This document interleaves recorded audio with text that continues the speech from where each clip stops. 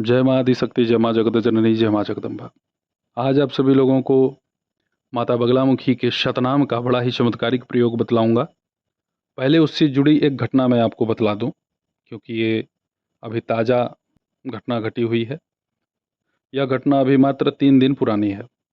हम लोग जिनके यहाँ अनुष्ठान कराने गए हुए थे, उनकी एक बिटिया है जो कि एमएससी कर रही है, पढ़ने लिखने में बहुत अच्छी। लेकिन उसकी माता का ये कहना था कि गुरुदेव, जब रात्रि में 9-10 के आसपास का समय होता है तो ये भागने लगती है।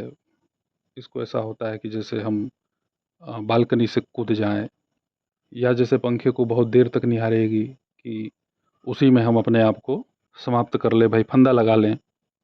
उसकी माँ ने ये भी कहा कि जिस कलम से लिखेगी उसी कलम को लेकर अपने पैर पे मार लेगी, अपने हाथों में उसे चुभो देगी। अब इसके चलते उसका शरीर सेहत सब बिगड़ रहा है लड़की का। उसकी माताजी ने ये सब बतला दिया। हम उनके यहाँ पहुँचे थे अनुष्ठान कराने के लिए, और हम रात में 9 बजे ही पहुँचे जब उसको ये समस्या होती है। क्योंकि हमें भी ये चीज़ देखना था कि कहीं भाई मानसिक रोग है या फिर भूत प्रेत की बाधा है। जांच करने पर स्पष्ट हुआ कि नहीं, इसको प्रेत बाधा है। और वो भी उसके बाल के माध्यम से, जिस कंघी से वो बाल झाड़ती थी उसी कंघी में उसके जो बाल थे, उसी से उसके ऊपर वह तंत्र विचार किया गया था। करने वाला कौन था? उसकी खुद की अपनी बड़ी माँ। और बड़ी माता जी, भाई उसकी माता कामाख्या की बहुत बड़ी पुजारी थी। उसने इसके ऊपर यह तंत्र क्यों किया था? इसलिए किया था क्योंकि ये पढ़ने में बहुत अच्छी थी, और इसकी जो बड़ी माँ थी उसकी बिटिया इसके जैसा भाई उसके पास टैलेंट नहीं था। तो इसी द्वेष में, केवल कि मेरी बिटिया जो है वह कमज़ोर है पढ़ने में, इसी द्वेष के चलते उसने यह तंत्र किया था। उसकी बड़ी माँ से भी मेरा मुलाकात हुआ वहाँ पे। हम लोगों के जाते ही वह लड़की भागने लगी, गिरते पड़ते भाग रही थी। उसके पिता, उसके भाई उसको पकड़ करके लाए। हमारे तरफ देख ही नहीं रही थी। बहुत प्रयास किया गया तो आंखें बंद कर लेती थी, देखती नहीं थी, और बस बोलती थी कि हमको परेशान मत करिए, परेशान मत करिए। तो हमने कहा छोड़ दो भाई, परेशान ना करो, थोड़ा सा जल लाओ, पहले इसका मार्जन करते हैं। मार्जन किया गया। मार्जन करते ही वो दौड़ना भागना उसका सब बंद, एक जगह बैठी थी। भाई उससे पूछा गया कौन हो, क्या हो। पहले तो कुछ बोलती नहीं थी, हालांकि सब उसने अपना परिचय दे दिया। इसी की बड़ी माँ की एक लड़की, कूलर में उसके जो है करंट उतर रहा था बरसात के मौसम में। लगभग आज के 7 वर्ष पहले की घटना है। तो उसकी बिटिया जो है मृत्यु को प्राप्त हो गई थी, और उसकी माँ, अर्थात इस लड़की की बड़ी माँ, जो टोना टोटका करती थी, वो उसे साध भी चुकी थी, उसी से बहुत सारे कार्य भी कराती थी। अक्सर मैंने देखा है भाई, ये जो झाड़ फूक लोग करते हैं, हालांकि मैं इसमें सबको नहीं सम्मिलित कर सकता, बहुत सारे अच्छे लोग भी हैं, लेकिन कुछ ऐसे भी दूषित लोग हैं ना, जो अपने औलाद को ही मार करके उसको पूजना चाहते हैं। सोचते हैं कि इसको मैं साध लूँगा, पूज लूँगा, अपने इच्छा अनुसार मैं जो चाहूँगा वो मैं पूछ सकता हूँ। अरे महामूर्ख मंदबुद्धि! अब हम क्या कहें, छोड़िए। तो उस लड़की के ऊपर जो शक्ति थी उसने सब कुछ बतला दिया।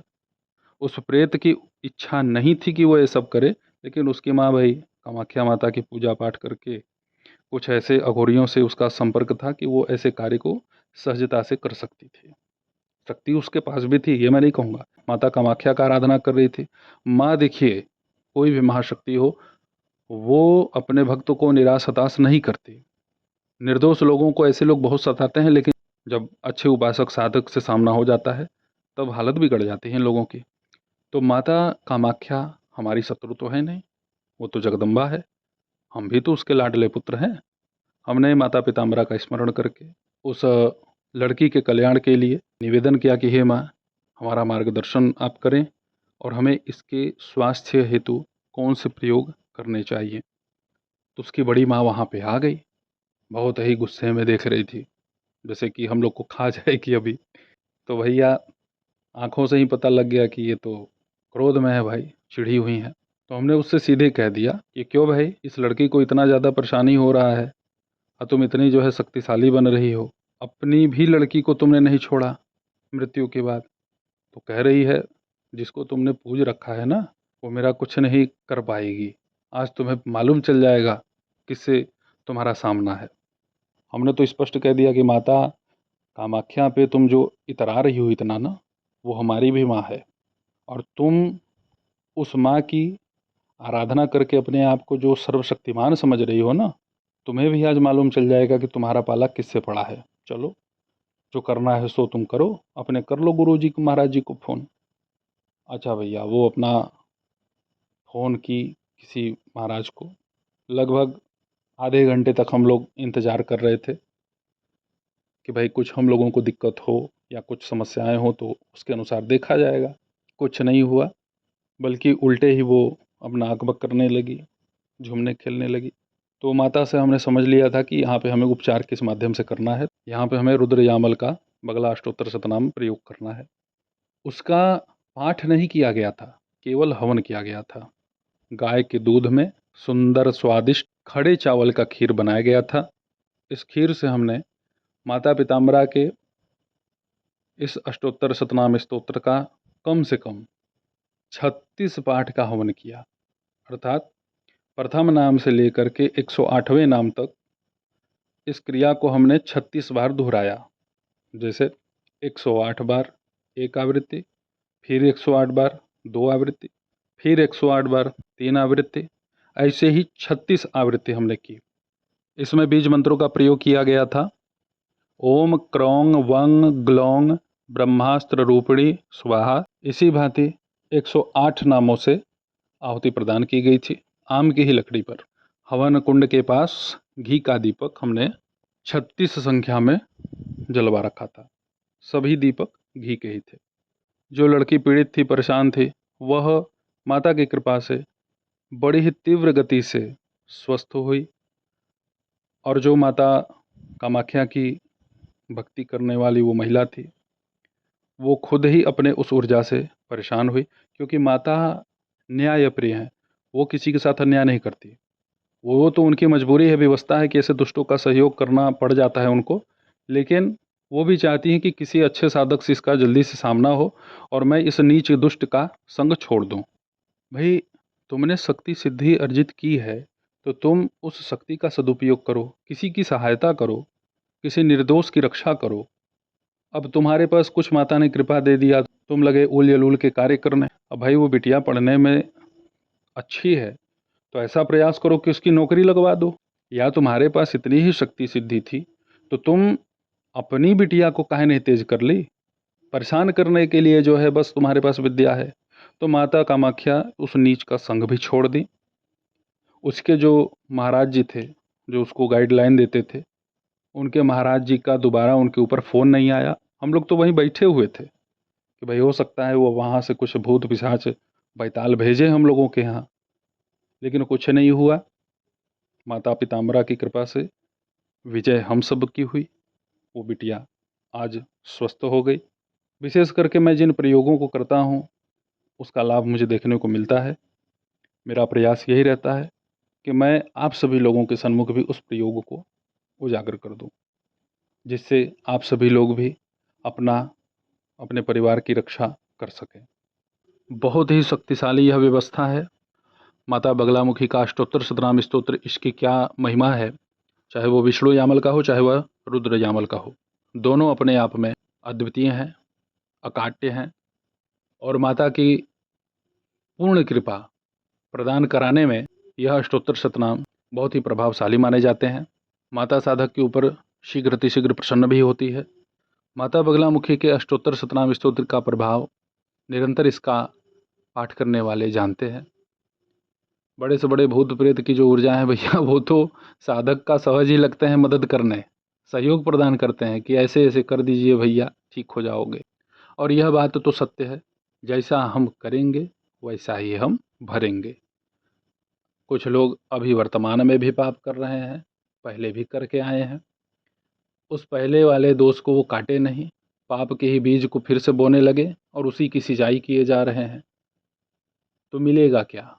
जब तक आपके प्रबल पुण्य है वही कट रहे हैं। जिस दिन समाप्त होगा बस शुरू हो जाएगा आपका भोग दंड। बस भोगते रहो, फिर मरो, फिर आओ। इन सब चीज़ों से बचिए, सन्मार्ग पे चलिए, लोगों का मदद करिए, सहयोग करिए। माता बगलामुखी के अष्टोत्तर शतनाम स्तोत्र का आप कम से कम 1100 पाठ अवश्य करें। यदि आप इसे पूर्णतः अपने लिए जागृत करना चाहते हैं तब। बहुत अत्यधिक मात्रा में आपने जब कर लिया है तो आपके ऊपर माता पिताम्बरा की कृपा है। एक ही को पकड़े रहिए, वही आपको सब कुछ देंगे। तो माता पिताम्बरा के इस अष्टोत्तर शतनाम का आप अपने घर में घी का दीपक जला करके नित्य पाठ करें। कम से कम 11 पाठ नित्य कीजिए। समय अभाव है तो कम से कम 3 पाठ 5 पाठ कीजिए।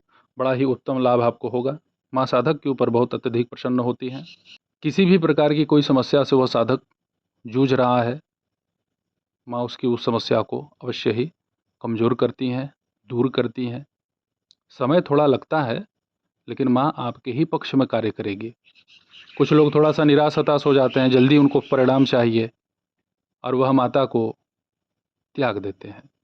तो इसमें माता को किसी प्रकार की कोई हानि नहीं होगी, हानि स्वयं को होगी। इसी अष्टोत्तर शतनाम की कृपा से हमने उस लड़की को भी स्वस्थ किया, उस गंदे तंत्र मंत्र का भी काट किया और माता कामाख्या की भी कृपा हम पर हुई। उस दुष्ट तांत्रिक को उसी की विद्या से पराजित किए। तो ये है हमारी माता पिताम्बरा। माता पिताम्बरा, माता कामाख्या, जब शक्तियों को एकीकृत रूप में देखा जाता है तो कोई भेद मिलता ही नहीं, सभी एक ही मिलती हैं। तो आप सभी माता बगलामुखी के इस अष्टोत्तर शतनाम का लाभ उठाइए, अपना विशेष कल्याण कीजिए। हर प्रकार की बाधाओं से आप अवश्य ही मुक्त होंगे। ऐसे ही आप सभी लोगों की सेवा में मैं उपस्थित होता रहूँगा दिव्य चमत्कारिक प्रयोगों के साथ। तब तक आप सभी अपना ध्यान रखें, सुखी रहें, स्वस्थ रहें। जय माता दी। हर हर महादेव।